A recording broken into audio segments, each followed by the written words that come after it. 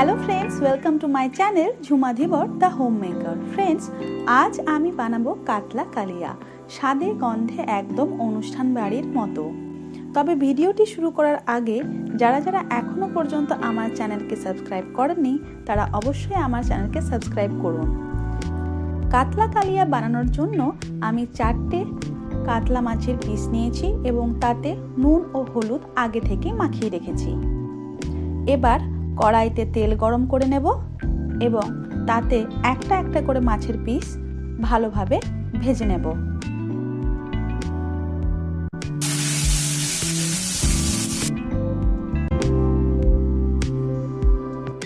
এইভাবে উল্টে পাল্টে ভেজে নিতে হবে। মাছ ভালোভাবে ভাজা হয়ে গেলে তুলে নেব।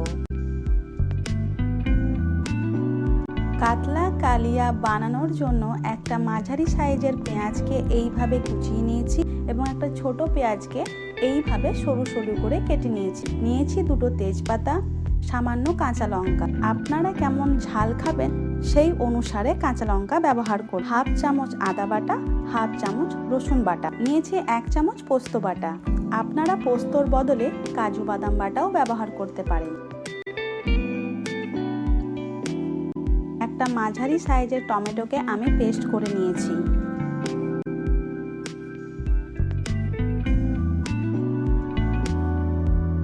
2 টেবিল চামচ টক দই, 1 চা চামচ গরম মশলা গুঁড়ো, হাফ চামচ ধনে গুঁড়ো ও জিরে গুঁড়ো, 1 চামচ হলুদ গুঁড়ো, 1 চামচ লাল লঙ্কা গুঁড়ো এবং স্বাদ মতো নুন। কড়াই গরম করে তাতে নিয়ে নিয়েছি 2 চামচ মতো সরষের তেল, দিয়ে দিলাম দুটো তেজপাতা এবং কুচিয়ে রাখা পেঁয়াজ। আপনারা চাইলে গোটা গরম মশলা ব্যবহার করতে পারেন।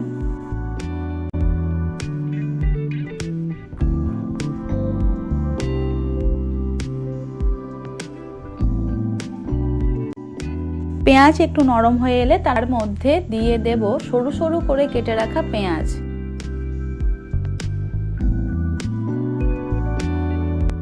ভালোভাবে পেঁয়াজকে ভেজে নিতে হবে।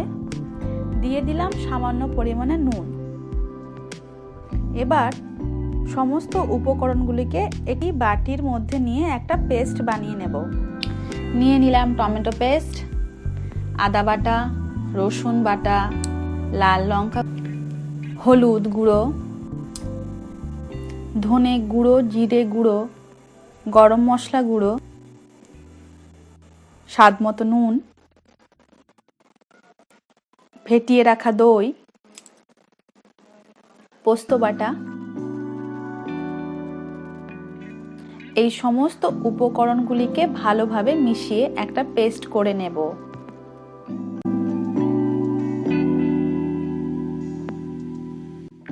পেঁয়াজ ভাজা হয়ে গেছে, এবার এতে দিয়ে দিলাম পেস্ট।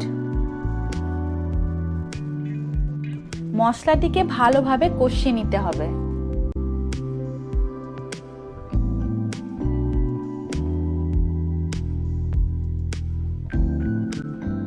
দিয়ে দিলাম সামান্য পরিমাণে জল। এইভাবে আস্তে আস্তে মশলাকে কষিয়ে নিতে হবে। 1 মিনিট মতো ফুটতে দেব। 1 মিনিট হয়ে গেছে, এবার দিয়ে দিলাম সামান্য পরিমাণে চিনি। আমি এখানে টক দই ব্যবহার করেছি, তাই নিয়েছি সামান্য পরিমাণে চিনি। তো এটিকে এইভাবে 1 মিনিটের জন্য ভালোভাবে কষিয়ে নিতে হবে। কষানো হয়ে গেছে, এবার দিয়ে দিলাম 1 কাপ মতো জল।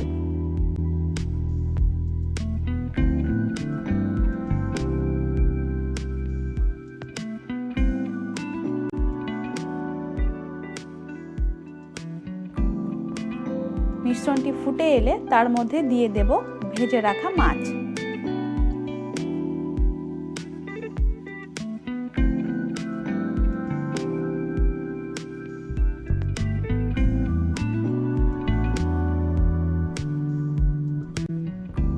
মিশ্রণটি ফুটে গেছে, আপনারা দেখতে পাচ্ছেন মিশ্রণ থেকে তেল ছেড়ে দিয়েছে।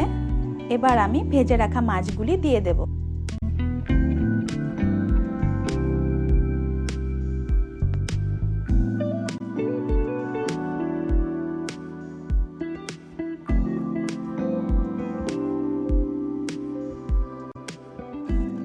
মাঝে মাঝে মাছগুলিকে উল্টে দিতে হবে যাতে মাছের মধ্যে মশলা ভালোভাবে প্রবেশ করে।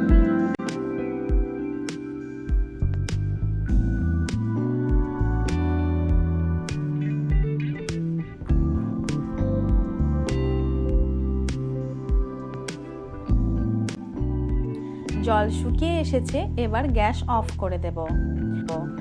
তৈরি হয়ে গেল আমাদের কাতলা কালিয়া। আমার এই রেসিপিটি যদি আপনাদের ভালো লেগে থাকে তবে অবশ্যই লাইক, কমেন্ট এবং শেয়ার করবেন এবং পাশে থাকা বেল আইকনটি অবশ্যই প্রেস করবেন। সাবস্ক্রাইব করতে ভুলবেন না। ধন্যবাদ।